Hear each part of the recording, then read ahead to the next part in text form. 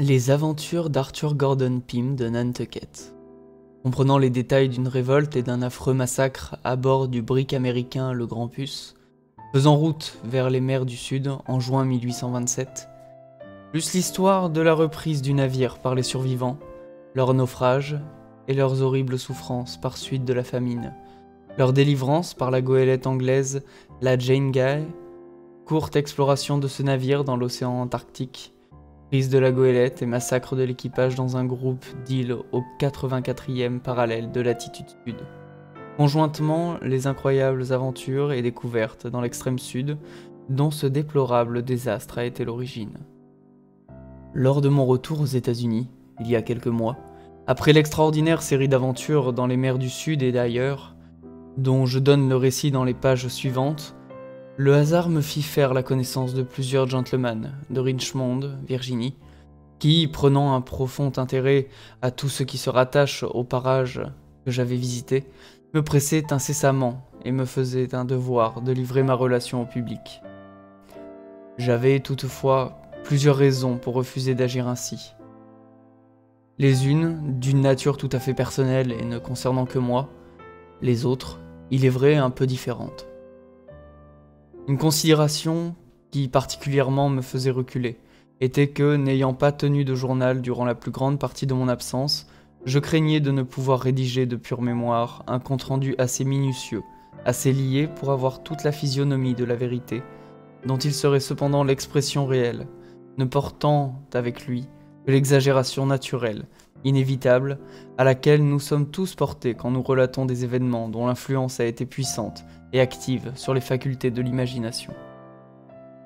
Une autre raison, c'était que les incidents à raconter se trouvaient d'une nature si positivement merveilleuse que, mes assertions n'ayant nécessairement d'autre support qu'elles-mêmes, je ne parle pas du témoignage d'un seul individu, et celui-là à moitié indien, je ne pouvais espérer de créance que dans ma famille et chez ceux de mes amis qui, dans le cours de la vie, avaient eu l'occasion de se louer de ma véracité. Mais selon toute probabilité, le grand public regardait mes assertions comme un impudent et un ingénieux mensonge. Je dois dire aussi que ma défiance de mes talents d'écrivain était une cause principale qui m'empêchait de céder aux suggestions de mes conseillers.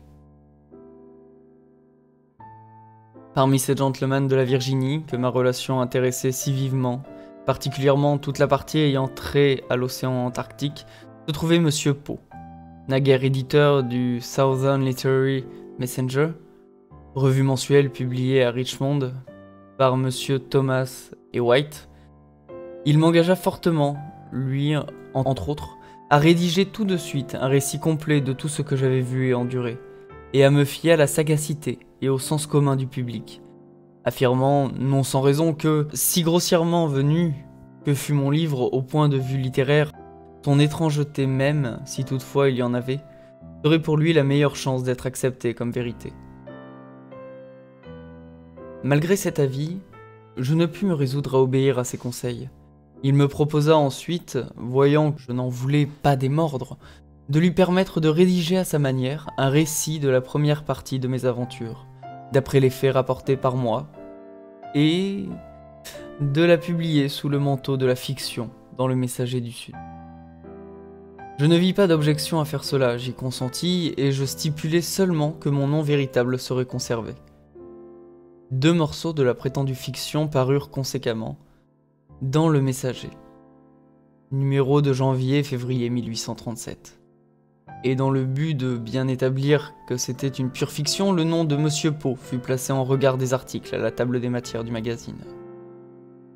La façon dont cette supercherie fut accueillie m'induisit enfin à entreprendre une compilation régulière et une publication des dites aventures, car je vis qu'en dépit de l'air de fable dont avait été si ingénieusement revêtue cette partie de mon récit, imprimé dans le Messager, où d'ailleurs pas un seul fait n'avait été altéré ou défiguré, le public n'était pas du tout disposé à l'accepter comme une pure fable, et plusieurs lettres furent adressées à Monsieur Poe, qui témoignait d'une conviction tout à fait contraire.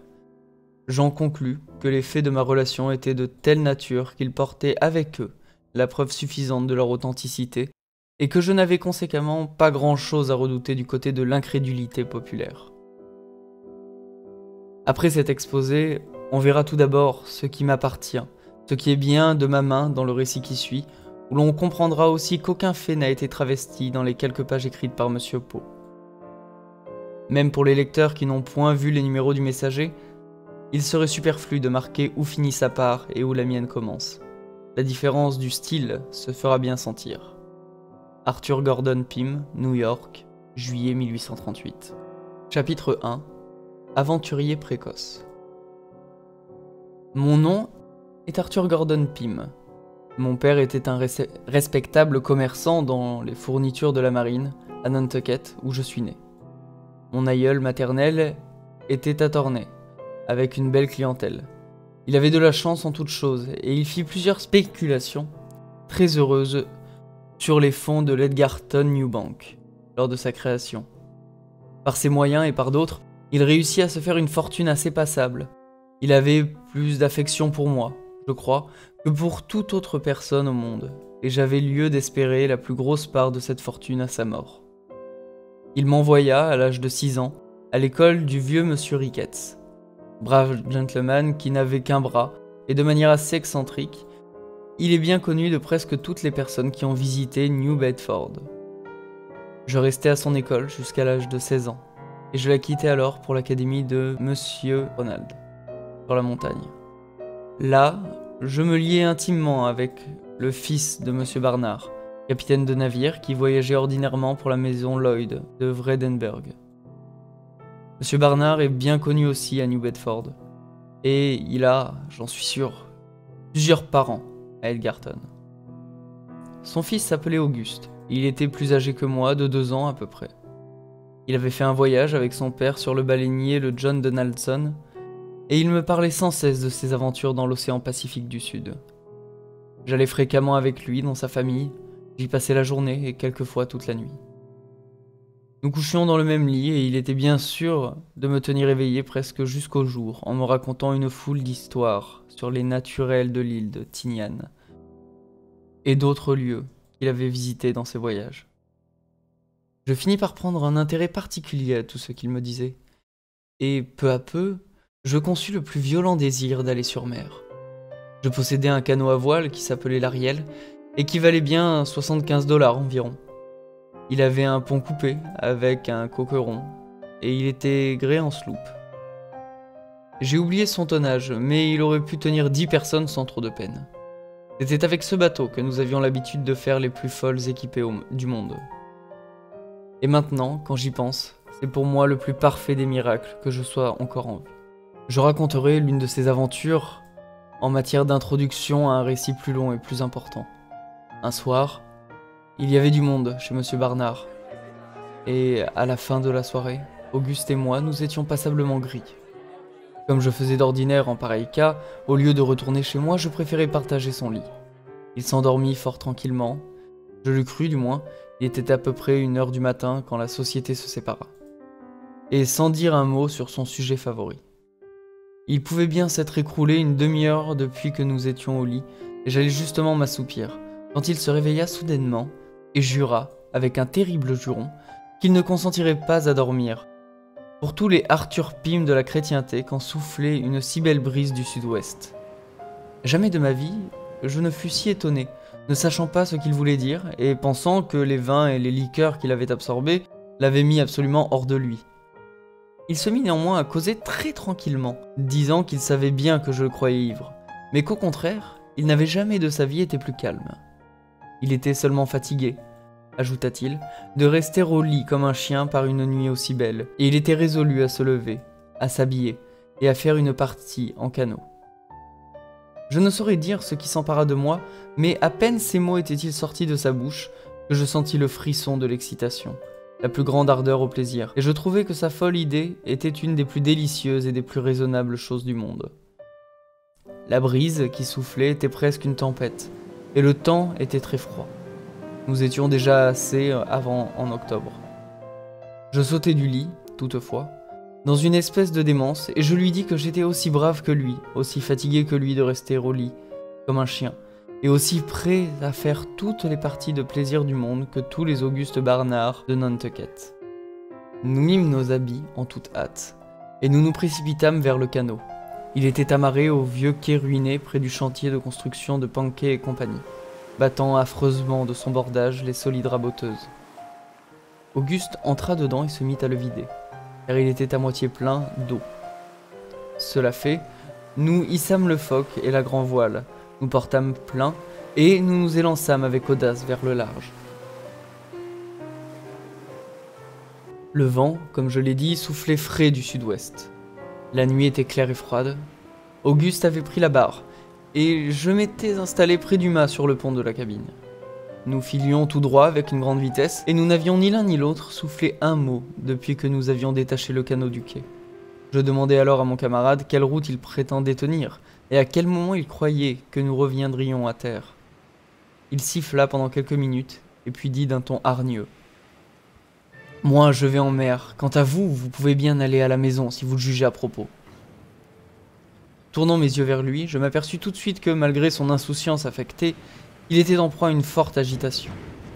Je pouvais le voir distinctement à la clarté de la lune. Son visage était plus pâle que du marbre, et sa main tremblait si fort qu'à peine pouvait-elle retenir la barre. Je vis qu'il était arrivé quelque chose de grave, et je devins sérieusement inquiet. À cette époque, je n'étais pas très fort sur la manœuvre et je me trouvais complètement à la merci de la science nautique de mon ami. Le vent venait aussi de fraîchir tout à coup, car nous étions vigoureusement poussés loin de la côte. Cependant, j'étais honteux de laisser voir la moindre crainte, et pendant près d'une heure, je gardai résolument le silence. Toutefois, je ne pus pas supporter cette situation plus longtemps, et je parlai à Auguste de la nécessité de revenir à terre. Comme précédemment, il resta près d'une minute sans me répondre, et sans faire attention à mon conseil. « Tout à l'heure, dit-il enfin.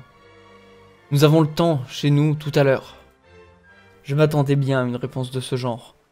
Mais il y avait dans l'accent de ses paroles quelque chose qui me remplit d'une sensation de crainte inexprimable. Je le considérai de nouveau attentivement. Ses lèvres étaient absolument livides, et ses genoux tremblaient si fort l'un contre l'autre qu'il semblait ne pouvoir qu'à peine se tenir debout. « Pour l'amour de Dieu, Auguste, criai-je, complètement effrayé cette fois. Qu'avez-vous? Qu'y a-t-il? Que décidez-vous? » « Qu'y a-t-il » balbutia Auguste avec toute l'apparence d'un grand étonnement, lâchant en même temps la barre du gouvernail et se laissant tomber en avant dans le fond du canot. « Qu'y a-t-il? Mais rien, rien du tout, à la maison, nous y allons, que diable! Ne le voyez-vous pas ?» Alors toute la vérité m'apparut. Je m'élançai vers lui et le relevai. Il était ivre, bestialement ivre. Il ne pouvait plus ni se tenir, ni parler, ni voir. Ses yeux étaient absolument vitreux. Dans l'excès de mon désespoir, je le lâchai et il roula comme une bûche dans l'eau du fond du canot d'où je l'avais tiré. Il était évident que, pendant la soirée, il avait bu beaucoup plus que je n'avais soupçonné, et que sa conduite au lit était le résultat d'une de ces ivresses profondément concentrées, qui, comme la folie, donnent souvent à la victime la faculté d'imiter l'allure des gens en parfaite possession de leurs sens. L'atmosphère froide de la nuit avait produit bientôt son effet accoutumé. L'énergie spirituelle avait cédé à son influence, et la perception confuse que sans aucun doute il avait eue alors de notre périlleuse situation n'avait servi qu'à hâter la catastrophe. Maintenant, il était absolument inerte, et il n'y avait aucune probabilité pour qu'il fût autrement avant quelques heures. Il n'est guère possible de se figurer toute l'étendue de mon effroi. Les fumées du vin s'étaient évaporées et me laissaient doublement timide et irrésolu. Je savais que j'étais absolument incapable de manœuvrer le bateau et qu'une brise furieuse avec un fort reflux nous précipitait vers la mort. Une tempête s'amassait évidemment derrière nous.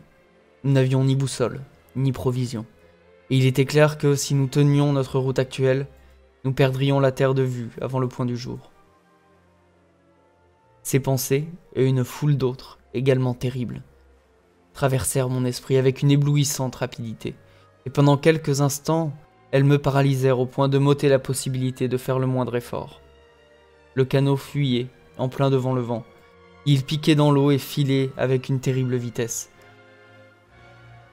Sans un ris dans le foc ni dans la grande voile, et plongeant complètement son avant dans l'écume. C'était le miracle des miracles qu'il ne masqua pas. Auguste, ayant lâché la barre, comme je l'ai dit, et j'étais quant à moi trop agité pour penser à m'en emparer. Mais par bonheur, le canot se tint devant le vent, et peu à peu je recouvrais en partie ma présence d'esprit. Le vent augmentait toujours d'une manière furieuse, et quand, après avoir plongé l'avant, nous nous relevions, la lame retombait, écrasante sur notre arrière, et nous inondait d'eau. Et puis j'étais si absolument glacé dans tous mes membres, que je n'avais presque pas conscience de mes sensations. Enfin j'invoquai la résolution du désespoir, et me précipitant sur la grand-voile, je larguai tout. Comme je pouvais m'y attendre, elle fila par-dessus l'avant, et submergée par l'eau, elle emporta net le mât par-dessus le bord. Ce fut ce dernier accident qui me sauva d'une destruction imminente. Avec le foc seulement, je pouvais maintenant fuir devant le vent, embarquant de temps à autre de gros paquets de mer par l'arrière, mais soulagé de la terreur d'une mort immédiate. Je me saisis de la barre et je respirai avec un peu plus de liberté, voyant qu'il nous restait encore une dernière chance de salut. Auguste gisait toujours, anéanti dans le fond du canot. Et comme il était en danger imminent d'être noyé, il y avait presque un pied d'eau à l'endroit où il était tombé, je m'ingéniai à le soulever un peu, et pour le maintenir dans la position d'un homme assis, je lui passai autour de la taille une corde que j'attachai à un anneau sur le pont de la cabine. Ayant ainsi arrangé toutes choses du mieux que je pouvais, glacé et agité comme je l'étais, je me recommandai à Dieu, et je me résolus à supporter tout ce qui m'arriverait, avec toute la bravoure dont j'étais capable. À peine m'étais-je affermi dans ma résolution que soudainement un grand, long cri, un hurlement comme jaillissant des gosiers de 1000 démons sembla courir à travers l'espace et passer par-dessus notre bateau. Jamais, tant que je vivrai, je n'oublierai l'intense agonie de terreur que j'éprouvais en ce moment. Mes cheveux se dressèrent, roides sur ma tête, je sentis mon sang se congeler dans mes veines, mon cœur cessa entièrement de battre, et, sans même lever une fois les yeux pour voir la cause de ma terreur, je tombai, la tête la première, comme un poids inerte sur le corps de mon camarade. Je me trouvais, quand je revins à moi, dans la chambre d'un grand navire baleinier, le Pingouin, à destination de Nantucket. Quelques individus se penchaient sur moi, et Auguste, plus pâle que la mort, s'ingéniait activement à me frictionner les mains. Quand il me vit ouvrir les yeux, ses exclamations de gratitude et de joie excitèrent alternativement le rire et les larmes parmi les hommes aux rudes visages qui nous entouraient. Le mystère de notre conservation me fut bientôt expliqué. Nous avions été coulés par le baleinier, qui gouvernait au plus près et louvoyait vers Nantucket, avec toute la voile qu'il pouvait risquer par un temps pareil. Conséquemment, il courait sur nos presque à angle droit. Quelques hommes étaient de vigie à l'avant, mais ils n'aperçurent notre bateau que quand il était impossible d'éviter la rencontre. Leurs cris d'alarme étaient ce qui m'avait tellement terrifié. Le vaste navire, me dit-on, avait passé sur nous avec autant de facilité que notre petit bateau aurait glissé sur une plume, et sans le moindre dérangement dans sa marche. Pas un cri ne s'éleva du pont du canot martyrisé. Il y eut seulement un léger bruit, comme un déchirement qui se mêla au mugissement du vent et de l'eau, quand la barque fragile, déjà engloutie, fut rabotée par la quille de son bourreau. Mais ce fut tout. Pensant que notre bateau, dématé, on se le rappelle, n'était qu'une épave de rebut, le capitaine, Block, de New London, allait continuer sa route, sans s'inquiéter autrement de l'aventure. Par bonheur, 2 des hommes qui étaient en vigie jurèrent positivement qu'ils avaient aperçu quelqu'un à la barre et dirent qu'il était encore possible de le sauver. Une discussion s'ensuivit, mais Block se mit en colère et dit au bout d'un instant que ce n'était pas son métier de veiller éternellement à toutes les coquilles d'œufs, que le navire ne virerait certainement pas de bord pour une pareille bêtise, et que s'il y avait un homme englouti, c'était bien sa faute. Il ne s'en prit qu'à lui-même, qu'il pouvait bien se noyer et s'en aller au diable. Ou quelque autre discours dans le même sens. Henderson, le second, reprit la question, justement indigné, comme tout l'équipage d'ailleurs, d'un discours qui trahissait une telle cruauté, une telle absence de cœur. Il parla fort nettement. Se sentant soutenu par les matelots, dit au capitaine qu'il le considérerait comme un sujet digne du gibet, et que, pour lui, il désobéirait à ses ordres, quand même il devrait être pendu pour cela au moment où il toucherait terre. Il courut à l'arrière en bousculant Block, qui devint très pâle et ne répondit pas un mot, et, s'emparant de la barre, cria d'une voix ferme « La barre toute sous le vent !» Les hommes coururent à leur poste et le navire vira rondement. Tout cela avait pris à peu près 5 minutes et il paraissait à peine possible maintenant de sauver l'individu qu'on croyait avoir vu à bord du canot. Cependant, comme le lecteur le sait, Auguste et moi, nous avions été repêchés, et notre salut semblait être le résultat d'un de ces merveilleux bonheurs que les gens sages aient pu attribuer à l'intervention spéciale de la Providence. Pendant que le navire était toujours en panne, le second fit amener le canot et sauta dedans. Je crois, avec les 2 hommes qui prétendaient m'avoir vu à la barre. Ils venaient justement de quitter le bord de dessous le vent, la lune était toujours très claire, quand le navire donna un fort et long coup de roulis du côté du vent, et Henderson, au même instant, se dressant sur son banc, cria à ses hommes de nager acculés. Il ne disait pas autre chose, criant toujours avec impatience « Nagez acculés, nagez acculés !» Il nageait aussi vivement que possible, mais pendant ce temps le navire avait tourné et commençait à aller de l'avant, bien que tous les bras à bord s'employassent à diminuer la toile.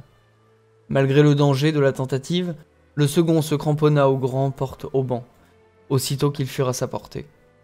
Une nouvelle grosse embardée jeta alors le côté de tribord hors de l'eau, presque jusqu'à la quille, et enfin la cause de son anxiété devint visible. Le corps d'un homme apparaissait, attaché de la manière la plus singulière au fond poli et brillant. Le pingouin était doublé et chevillé en cuivre, et battait violemment contre le navire à chaque mouvement de la coque. Après quelques efforts inefficaces, renouvelés à chaque embardée du navire, au risque d'écraser le canot, je fus enfin dégagé de ma périlleuse situation et hissé à bord, car ce corps, c'était moi. Il paraît que l'une des chevilles de la charpente, qui était ressortie et s'était frayé une voie à travers le cuivre, m'avait arrêté pendant que je passais sous le navire, et m'avait ainsi, de la manière la plus singulière, attaché au fond. La tête de la cheville avait percé le collet de ma veste de gros drap et la partie postérieure de mon cou, et s'était enfoncée entre 2 tendons, juste sous l'oreille droite. On m'avait mis immédiatement au lit, bien que la vie parût tout à fait éteinte en moi. Il n'y avait pas de médecin à bord. Le capitaine néanmoins me traita avec toutes sortes d'attention, sans doute pour faire amende aux yeux de son équipage de son atroce conduite dans la première partie de l'aventure. Cependant, Henderson s'était de nouveau éloigné du navire, bien que le vent alors tourna presque à l'ouragan. Au bout de quelques minutes, il tomba sur quelques débris de notre bateau, et peu après l'un de ses hommes lui affirma qu'il distinguait de temps en temps un cri à travers le mugissement de la tempête. Cela poussa les courageux matelots à persévérer dans leurs recherches plus d'une demi-heure, malgré les signaux répétés du capitaine Block qui leur enjoignait de revenir, et bien que chaque minute dans cette frêle embarcation fût pour eux un danger mortel et imminent. Il est vraiment difficile de concevoir comment leur petit canot a pu échapper à la destruction en seulement 1 minute. Il était d'ailleurs construit pour le service de la pêche à la baleine et muni, comme j'ai pu le vérifier depuis lors, de cavités à air, à l'instar de quelques canots de sauvetage sur la côte du pays de Galles. Après qu'ils eurent vainement cherché pendant tout le temps que j'ai dit, ils se déterminèrent à retourner à bord. Ils avaient à peine pris cette résolution qu'un faible cri s'éleva d'un objet noir qui passait rapidement auprès d'eux. Ils se mirent à la poursuite de la chose et l'attrapèrent. C'était le pont de l'Ariel et sa cabine. Auguste se débattait auprès, comme dans sa suprême agonie. En s'emparant de lui, on vit qu'il était attaché par une corde à la charpente flottante. Cette corde, on se le rappelle, c'était moi qui lui avais passé autour de la taille et l'avais fixé à un anneau pour le maintenir dans une bonne position. Et en faisant ainsi, j'avais finalement, à ce qu'il paraît, pourvu au moyen de lui sauver la vie. L'Ariel était légèrement construit, et toute sa charpente, en plongeant, s'était brisée. Le pont de la cabine, tout naturellement, fut soulevé par la force de l'eau qui s'y précipitait, se détacha complètement de la membrure et se mit à flotter, avec d'autres fragments sans doute, à la surface. Auguste flottait avec, et avait ainsi échappé à une mort terrible. Ce ne fut que plus d'1 heure après avoir été déposé à bord du pingouin, qu'il put donner signe de vie et comprendre la nature de l'accident qui était survenu à notre bateau. À la longue, il se réveilla complètement et parla longuement de ses sensations quand il était dans l'eau. À peine avait-il repris un peu conscience de lui-même qu'il s'était trouvé au-dessous du niveau de l'eau, tournant avec une inconcevable rapidité et se sentant une corde étroitement serrée rouler 2 ou 3 fois autour du cou. Un instant après, il s'était senti remonter rapidement, quand sa tête heurtant violemment contre une matière dure, lui était retombée dans son insensibilité. En revenant à lui de nouveau, il s'était senti plus maître de sa raison. Cependant, elle était encore singulièrement confuse et obscurcie. Il comprit alors qu'il était arrivé quelque accident et qu'il était dans l'eau, bien que sa bouche fût au-dessus de la surface et qu'il pût respirer avec quelque liberté. Peut-être en ce moment la cabine filait rapidement devant le vent, et l'entraînait ainsi, lui flottant et couché sur le dos. Aussi longtemps qu'il aurait pu garder cette position, il eût été presque impossible qu'il fût noyé. Un coup de lame le jeta alors tout à fait en travers du pont. Il s'efforça de garder cette position nouvelle, criant par intervalles « Au secours !» juste avant d'être enfin découvert par M. Anderson. Il avait été obligé de lâcher prise par suite de son épuisement et retombant dans la mer, il s'était cru perdu. Pendant tout le temps qu'avait duré cette lutte, il ne lui était pas revenu le plus léger souvenir de l'Ariel ni d'aucune chose ayant rapport à l'origine de la catastrophe. Un vague sentiment de terreur et de désespoir avait pris possession de toutes ses facultés. Quand finalement il fut repêché, toute sa raison l'avait abandonné. Et comme je l'ai déjà dit, ce ne fut guère qu'une heure après avoir été pris à bord du Pingouin qu'il eut pleinement conscience de sa situation. En ce qui me concerne, je fus tiré d'un état très voisin de la mort, et seulement après 3h30 pendant lesquelles tous les moyens furent employés, par de vigoureuses frictions de flanelle trempée dans l'huile chaude, procédé qui fut suggéré par Auguste, la blessure de mon cou, quoique d'une assez affreuse apparence, n'avait pas une grande gravité, et j'en guéris bien vite. Le Pingouin entra au port à 9h du matin, après avoir eu à lutter contre une des brises les plus carabinées qui ait jamais soufflé au large de Nantucket. Auguste et moi, nous nous arrangeâmes pour paraître chez M. Barnard, à l'heure du déjeuner, qui, heureusement, se trouvait un peu retardé à cause de la soirée précédente. Je suppose que toutes les personnes présentes à la table étaient trop fatiguées elles-mêmes pour remarquer notre physionomie harassée, car il n'eût pas fallu une bien grande attention pour s'en apercevoir. D'ailleurs, les écoliers sont capables d'accomplir des miracles en fait de tromperie, et je ne crois pas qu'il soit venu à l'esprit d'un seul de nos amis de Nantucket que la terrible histoire que racontèrent en ville quelques marins, qu'ils avaient coulé un navire en mer et noyé 30 ou 40 pauvres diables, pût avoir trait à l'Ariel, à mon camarade ou à moi. Lui et moi, nous avons depuis lors causé plus d'une fois de l'aventure, mais jamais sans un frisson. Dans une de nos conversations, Auguste me confessa franchement que de toute sa vie, il n'avait jamais éprouvé une si atroce sensation d'effroi que quand, sur notre petit bateau, il avait tout d'un coup découvert toute l'étendue de son ivresse et qu'il s'était senti écrasé par elle.